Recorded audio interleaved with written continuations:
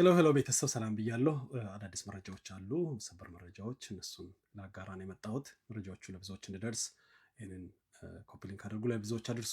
ከሱዳን ወደ ሸረሪና ሊገሰግስ የነበረው የህወሓት ብርጌድ በመንገድ ላይ በድሮን አመድ እንደሆነ መረጃ ወጥቷል።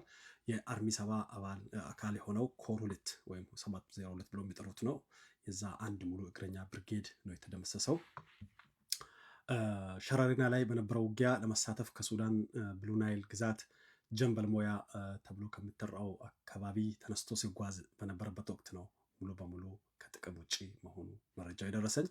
የድሮኑን ጥቃትና ዝርዝር ሁኔታን በተመለከተ ይህ በህወሓት የተሸጠ ቅጥር ታጣቂ ነው።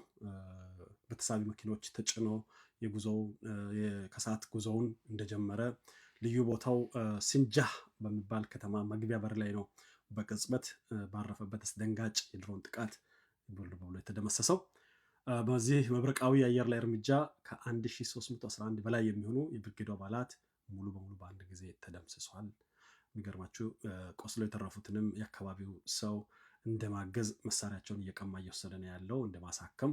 እንግዲህ ቅጥረኛ ተዋጊ ሲኮን አደጋው ይሄ ነው። ይሄ መረጃ በጣም የሚያሳዝነው የትግራይ እናት እንግዲህ ወልዳ አሳድጋ በሀገር ውስጥም በውጭም እንዲሁ እንደዋዛ ወጣት እንዲያልቅ የሚያደርግ ህወሓት የሚባል የተረገመ ቡድን ነው ለዚህ የሚዳርገው። ከዚህ ቡድን ለአንድና ለመጨረሻ ጊዜ ለመገላገል የተጀመረው ትግል ተጠናክሮ እንዲቀጥል ለማሳሰብ እወዳለሁ።